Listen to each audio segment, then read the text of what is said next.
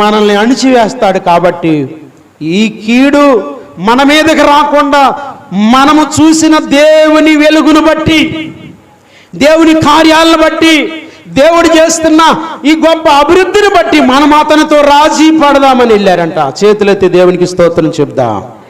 ఈరోజు నేను చెప్తున్నా, నీ చుట్టుపక్కల వాళ్ళందరూ ఏమంటారు? అసలు అయ్యేం కళ్ళు అన్నయ్య గారు మమ్మల్ని చూసి ఊగేడతామే, ఇల్లు దూరంగా ఇడిచిపెడదామా అనుకుంటున్నామండి, కట్టుకోకుండా మానేద్దాం అనుకుంటున్నామండి, అసలు వీళ్ళ దగ్గర ఉండకూడదు అనుకుంటున్నామండి, ఈ పాపిష్టోళ్ళు పొద్దాకా మా ఇంటికి వెళ్ళి చూస్తున్నారండి. మరి నువ్వెవరికి వెళ్ళి చూస్తున్నావు? ఆ పాపిష్టోళ్ళకి వెళ్ళే చూస్తున్నావు నోరు తెరుచుకొని. ఎప్పుడైనా దేవుని దగ్గర చూసి, అయ్యా నా శత్రువును ఎదుట నన్ను గొప్ప చేయవా, నీ మహిమ కొరకు నేను నిలబడగలిగిన శక్తి నాకు ఇవ్వయ్యా అని పౌరుషంతో దేవుని దగ్గర ఎప్పుడైనా మొరబెట్టారా? చూస్తుందా యారా? చూస్తుంది.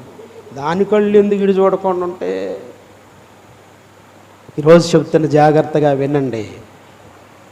ఎగిరి ఎగిరి చూసి వాళ్ళ కళ్ళే ఎగిరి వాళ్ళు అలిసిపోవాలి తప్ప నీ దేవుని పక్షాన ఉన్నావు నీవు. నిన్ను ఆపగలిగిన సత్తా ఎవ్వడికి లేదా. దేవునికి మహిమ కలుగును గాక. సరిహద్దులు విశాలపరచమన్నాడు. శత్రువు వచ్చి సమాధాన పడ్డాడు, బాబో నువ్వు ప్రయోజకమైపోవడం మేము చూస్తున్నాం, దేవుడు మీతో ఉండడం మేము చూస్తున్నాం, కనుక ఇది దేవుడు చేసే కార్యం తప్ప మనుషులు చేసేది కాదు, గనక మేమే నీకు లోబడుతున్నాం. చేతులెత్తి దేవునికి స్తోత్రం చెప్తాం. విశాలపరచబడడం అంటే ఇది. ఇచ్చేవాడిని చూడాల, నన్ను బాధ పెట్టిన వాడిని చూడాల, నన్ను నిలబెట్టగలిగిన దేవుని వైపే చూస్తున్నా. దేవునికి మహిమ కలుగును గాక. పనికి మాలిన వాళ్ళు బాగ్యాతలు కూడా నా మీద చేయించారు. భద్రాచలం వెళ్ళి డబ్బులిచ్చి చేయించారంట పనికి మాలిన వాళ్ళు. ఆ శక్తులు వచ్చి చెప్తున్నాయి, నువ్వు ఆ బాగుజాతల వాళ్ళని కుదురుకుంచట్లేదంట, అందుకే నీ మీదకి వాళ్ళు ఇన్ని పన్నాగం వన్నుతున్నారని. ఇప్పటి దేవునికి వ్యతిరేకంగా పాపం చేస్తే భయపడతా తప్ప నేను దేనికి భయపడను. దేవునికి మహిమ కలుగును గాక. అలాగని గర్విష్ఠుని కాదు, దేవుని వైపే చూస్తూ నన్ను విశాలపరచగలిగిన దేవుడు, నన్ను అభివృద్ధి పరచగలిగిన దేవుడు అంటూ ఆయన వైపు దృష్టి పెడుతున్నా. చిన్న ఎగ్జాంపుల్ చెప్తున్నా. ఒక ముసలాడు ప్రతిరోజు వెళ్ళి ఆ పొలాన్ని చూసి వస్తున్నాడు.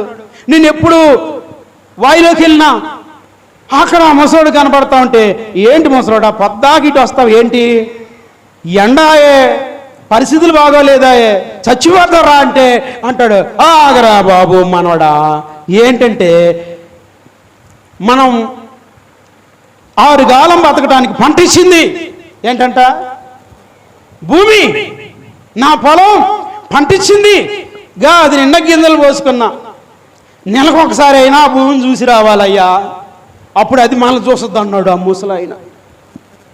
అరే నేను అనుకున్నాను, ఇతను కొన్ని ఇలాంటి విశ్వాసం ఉంటే మరి మన దేవుడి మీద మనకెంత ఉండాలి? మరణము తప్పించుడా ప్రభు అయిన యెహోవా వశము. దేవునికి మహిమ కలుగును గాక. ఎన్నిసార్లు నిన్ను నన్ను తప్పించాడు, ఎన్నిసార్లు నిన్ను నన్ను కాపాడుతున్నాడు. ఇలాంటి దేవుని యొద్దకు శనివారం వచ్చి ఉపవాస ప్రార్థనలో ఉంటున్నామా? 15వ తారీఖు ఉపవాస ప్రార్థనలో ఉంటున్నామా? 1, 2, 3 తారీఖులు ఉపవాసం. అన్నయ్య గారు మీరు ఏదన్నా చెప్పండి, ఉపవాసం అంటే నాకు భయం అండి అన్నోళ్ళు ఎక్కువ ఉన్నారు. నేను చెప్తున్నా, ఈ ప్రభువు నిన్ను ఆశీర్వదించాలి, ఈ ప్రభు నీ సరిహద్దు విశాలపరచాలి. నువ్వు చేయవలసింది ఆయన ఎదుట నీ ప్రవర్తన కాపాడుకొందువుగాక. దేవునికి స్తోత్రం. ఏ మనుషుడు అభివృద్ధి పరిచేవాడు కాదు. దావుడుగా నేను ప్రార్థన చేసినప్పుడు ఆయన ఇచ్చిన వరాన్ని బట్టి నీ మీదికి దేవుని ఆత్మ దిగి వస్తున్నారు, మీకు అద్భుతాలు చేస్తున్నారు. కానీ ఆ తర్వాత నేనంటాను ఏమని అంటే, అయ్యా నేను ఏమీ లేని ఎంటీ, ఏమీ లేదు నా దగ్గర, నేను ఉట్టివాణ్ణి, నీ కృపను నా చేతులను వాడుకొని, నీ కృపను నాకు ఇచ్చిన వరాన్ని వాడుకొని ఒక ప్లేటుని కడిగి ఆహారం తిన్నట్టుగా నన్ను వాడుకుంటున్నావు. నీకే మహిమ. దేవునికి స్తోత్రం. నేను దేవుని మహిమపరుస్తూ ఉన్నాను. ఆ మహిమను పొందిన నీవు కూడా దేవుని మహిమపరుస్తూ నువ్వు ఉన్నట్లయితే, ఇదిగో ఇస్సాకుతో శత్రువు వచ్చి సమాధాన పడుతున్నాడు. బాబు, నిన్ను అభివృద్ధి పరిచేది మనిషి కాదు, నిన్ను ఆశీర్వదించేది మనిషి కాదు.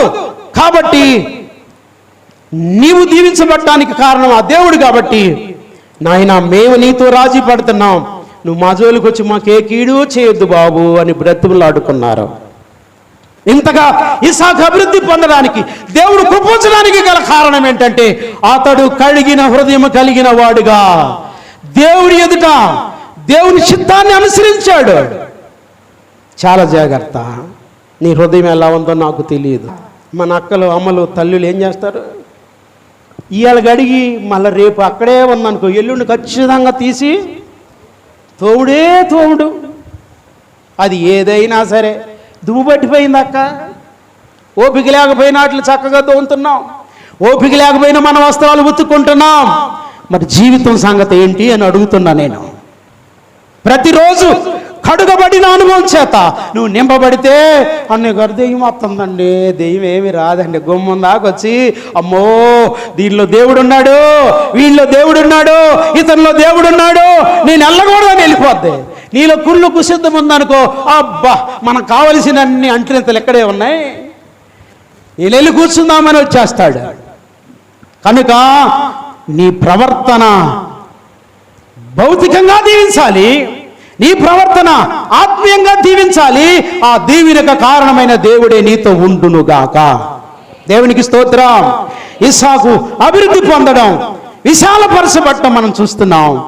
దేవుడు గొప్ప ఆశీర్వాదం అతను పొందడం చూస్తున్నాం. దేవునికి మహిమ కలుగునుగాక. చేయి తోడుగా ఉండాలి అన్నాడు. దేవునికి మహిమ కలుగునుగాక. ఆయన చేయి తోడుగా ఉంటే ఏం జరిగింది?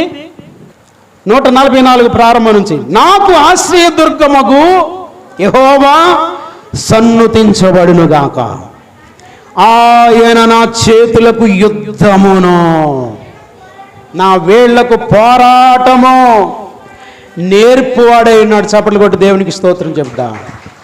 మన దేవుడు ఏం చేస్తాడంట? ఆయన చేయి తోడుగా ఉందనుకో, ఏం చేస్తాడంట మన దేవుడు?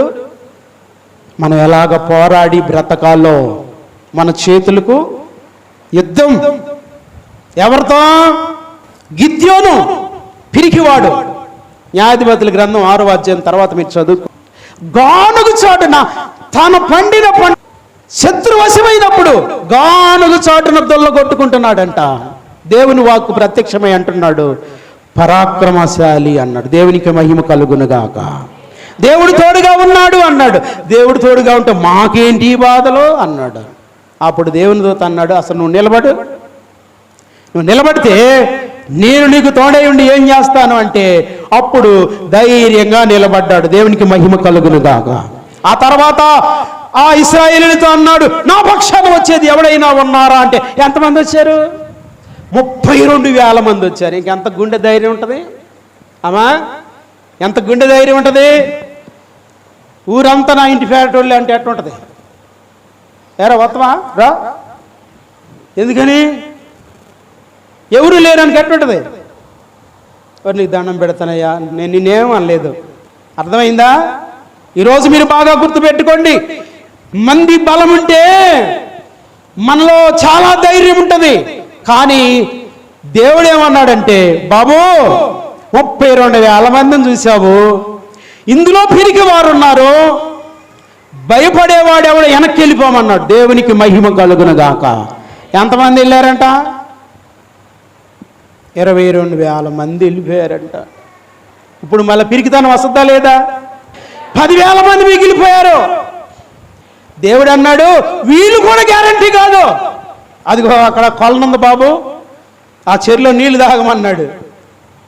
నీళ్లు తాగమంటే కొంతమంది తీసుకుంటున్నారంట, కొంతమంది చేతులు కూడా ఉపయోగించకుండా. కుక్క ఎలా గతికింది? కుక్క గతికినట్లు గతికే వారిని ఏరు చేశాడు. చేతులతో తీసుకున్న వారిని వేరు చేస్తే ఎంతమంది అంట? ముందు 22,000 మంది, ఇప్పుడు 3,700 మంది. 300 మందిని చూసి ధైర్యంగా ఉండగలడా? ఈరోజు చెప్తున్నా, శక్తి చేతనైనను బలము చేతనైనను కాదు, నా ఆత్మతో జరిగిస్తానన్నాడు. ఆయన చేసే కార్యాలు దేవునికి మహిమ కలుగును గాక. కాబట్టి మంది బలం చూడలా, 300 మంది దేవుడు చెప్పిన మాట చొప్పున ఏం చెప్తావో చేస్తాను అన్న వినయ విధేయత కలిగిన వ్యక్తులను దేవుడు తీసుకున్నాడు. దేవుడు అన్నాడు, ఇదిగో మీరు యుద్ధానికి వెళ్తున్నారు, దివిటి పట్టుకోమన్నాడు. ఎవడన్నా యుద్ధానికి వెళ్ళాడు దివిటి పట్టుకుంటాడా?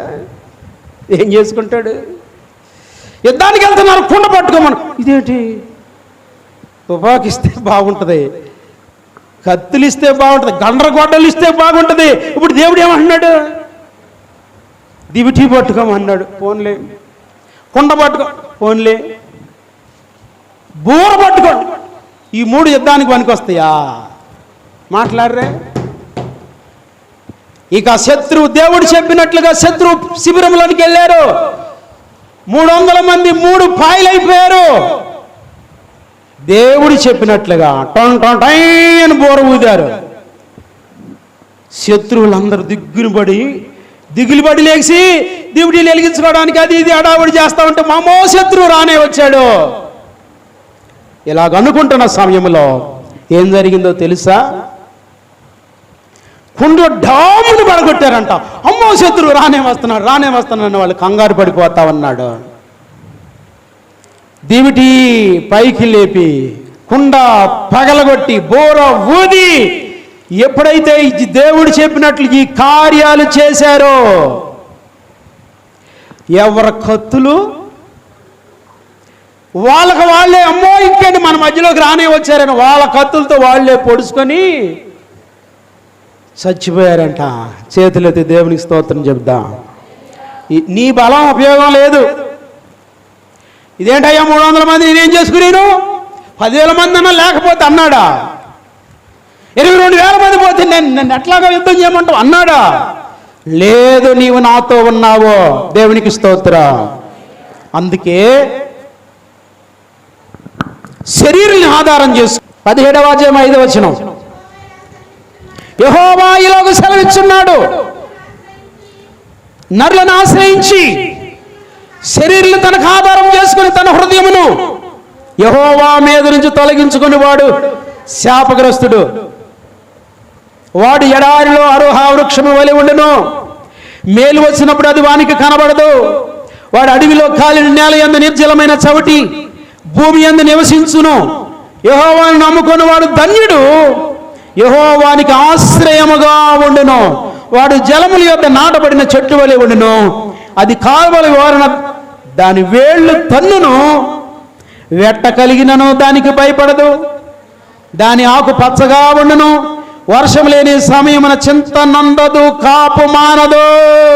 చపలు పడి దేవునికి స్తోత్రం చెబుదా. డబ్బును ఆధారం చేసుకొని, జనాన్ని ఆధారం చేసుకొని, వనరులు ఆధారం చేసుకొని, బలాన్ని ఆధారం చేసుకొని, ఏదో నీకు ఉన్న వనరులు ఆధారం చేసుకొని నువ్వు బ్రతుకుతా ఉన్నట్లయితే ఒకరోజు అది అక్కడికి రాకపోతే బాధపడతావు. కానీ దేవుణ్ణి ఆధారం చేసుకున్నప్పుడు నీటి కాలువల యోరన నాటబడిన ఆకువాడక తన కాలమందు ఫలమిచ్చు చెట్టు.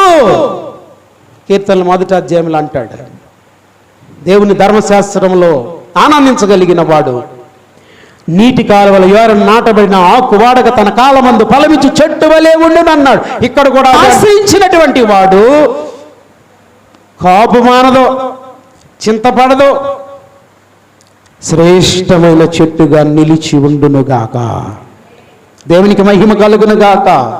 ఎబ్బేజుకి ఈ సంగతి తెలుసు. అందుకే ద్వితీయోపదేశకాండం 15వ అధ్యాయం 4వ వచనం అంటాడు, నీవు స్వాధీనపరుచుకున్నట్లు నీ దేవుడైన యెహోవా నీకు స్వాస్థ్యముగా ఇచ్చుచున్న దేశములో యెహోవా నిన్ను నిత్యముగా ఆశీర్వదించును. 6వ వచనం, ఏలైనగా 15వ అధ్యాయం 6వ వచనం ద్వితీయోపదేశకాండం, ఏలైనగా నీ దేవుడైన యెహోవా నీతో చెప్పి ఉన్నట్లు నిన్ను ఆశీర్వదించును గనక నీవు అనేక జనములకు అప్పిచ్చేదవు. అబ్బా, ఎంత గొప్ప ఆశీర్వాదం. చేతులెత్తి దేవునికి స్తోత్రం చెప్దాం. హల్లెలూయా. కాబట్టి నా ప్రియమైన దేవుని పిల్లలారా, ఈ శ్రేష్టమైన వేళ మీరు ఎలా ఉన్నారు? దేవునికి మొరపెట్టి పొందుకోగలిగిన శక్తి మీకుందా? దేవుని సన్నిధిలో ఆశీర్వదించబడాలని ఆ అభిషేక బలం నీకుందా? సరిహద్దులు విశాలపరచబడే అనుభవం నీకుందా? ఆయన తోడుగా ఉండి ప్రతి కీడు నుంచి తప్పించగలిగిన అనుభవం నీకుందా? అయితే నువ్వు దేవునితో కూడా నడుస్తున్నావు, ఆయన నిన్ను తప్పక వర్ధిల్ల చేయునుగాక. దేవునికి స్తోత్రం. దూరం చేసే నీ పాపం ఏదైనా ఉంటే ఈ శ్రేష్టమైన వేళ ఒప్పుకో. నీ తండ్రి సన్నిధి ఆయన మాట వినకుండా చేసే బలహీనత ఏదైనా ఉంటే నువ్వు పశ్చాత్తాపడు. నన్ను విడిచిపెట్టొద్దయ్యా, నన్ను విడిచిపెట్టొద్దయ్యా, నువ్వు దీవించేదాకా నేను పోను. ఎవరన్నారు? యాకోబు అంటున్నాడు, నువ్వు నన్ను దీవించేదాకా నేను పోను. కుంటివాడయ్యాడండి. దేవుని యొక్క కోపము యాకోబు మీదకి వచ్చినప్పుడు తొడగూటి వసిలిందంట. తొడగూటి మీద కొడితే తుంటి నరం ముక్కైపోయింది. కుంటుకుంటున్నా వస్తున్నాడు కానీ ఆశీర్వాదాన్ని మాత్రం తీసుకోకుండా నేను రాకూడదు అనుకున్నాడంట. దేవునికి మహిమ కలుగునుగాక. ఈ సంవత్సరంలో ముఖ్యంగా ఈ వారంలో ఈరోజు నన్ను దీవిస్తావా లేకపోతే నా ప్రాణం తీసుకుంటావా? అమ్మో అన్నయ్య గారు అంతలా ప్రార్థన నేనటి చేస్తండి, మా ఆవిడ గుర్తు వస్తుందండి, మా పిల్లలు గుర్తు వస్తున్నాను. నో, నువ్వు ఆశీర్వదించబడకపోతే ఆ భార్యను కూడా శాపగ్రస్తుని చేసేస్తావు. నువ్వు ఆశీర్వదించబడకపోతే నీ ఎదురు నా పిల్లలను కూడా శాపగ్రస్తులు చేసేస్తావు. నువ్వు ఒక దరిద్రుడిగా, దౌర్భాగ్యుడిగా, లేక నీ ఒక దరిద్రపు స్త్రీగా వ్యతిరేకంగా నువ్వు జీవిస్తూ ఈ శాపగ్రస్తమైన బ్రతుకును ఆస్వాదిస్తూ బ్రతకడం కంటే క్రీస్తు దగ్గర పౌరుషం కలిగి నన్ను దీవిస్తావా, నా ప్రాణం తీసుకుంటావా అని అడగగలిగిన దమ్మున్న విశ్వాస ప్రార్థన మనము చేయుదుముగాక.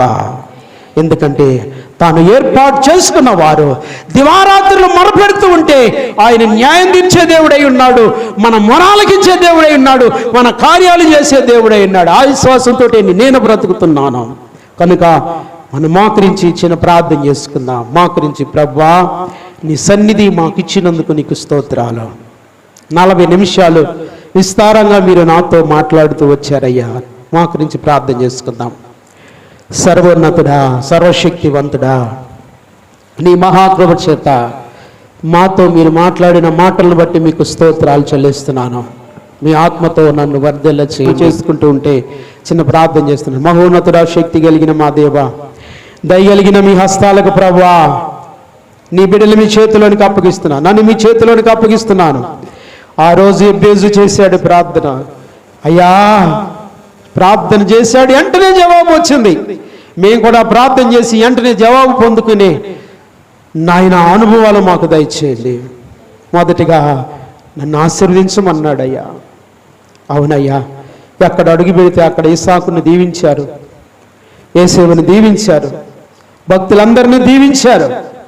మేము కూడా ఈ సంవత్సరం ఎక్కడ అడుగు పెడితే అక్కడ ఆశీర్వాదం ఉన్నట్లు మా జీవితాలు నాయన ఆశీర్వదించబడినట్లు సహాయం చేయండి.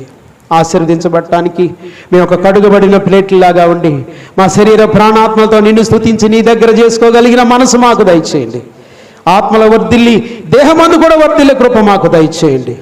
రెండవదిగా విశాలపరచమన్నాడు. అవునయ్యా, క్రమముగా ఇస్సాకు అభివృద్ధి పొందుతూ వచ్చాడు. అదే విశాలపరచబడటం.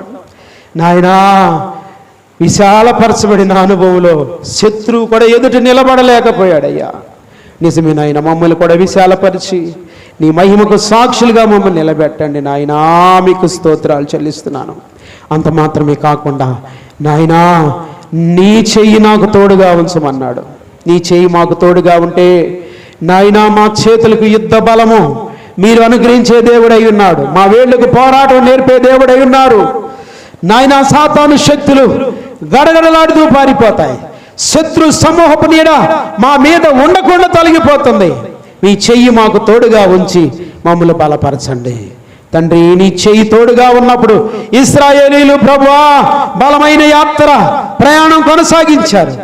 నీ మాట విని నీ చెయ్యి తోడుగా ఉన్నప్పుడు గిద్యోను సైతం నీ మాట విన్నప్పుడు ప్రభు అద్భుతాలు ఆశ్చర్యాలు చేస్తూ వచ్చారు. నాయనా, మాకును అట్టి గొప్ప జయము కలుగునుగాక. నీ గొప్ప జయము మాకు అనుగ్రహించమని ప్రార్థన చేస్తున్నాం. నాయనా మీ పరిశుద్ధ బలము మాకు తోడుగా ఉన్నప్పుడు నాయనా మేము ఏ కీడులో పడకుండా నీకు సాక్షులుగా ఉంటామయ్యా. ఆ కృప మాకు దయచేయండి. ఈ స్థలంలో ఉన్న చిన్నపిల్లల వయసునందు జ్ఞానం అంది ఎదిగి ఫలించినట్లు కృప కలుగునుగాక.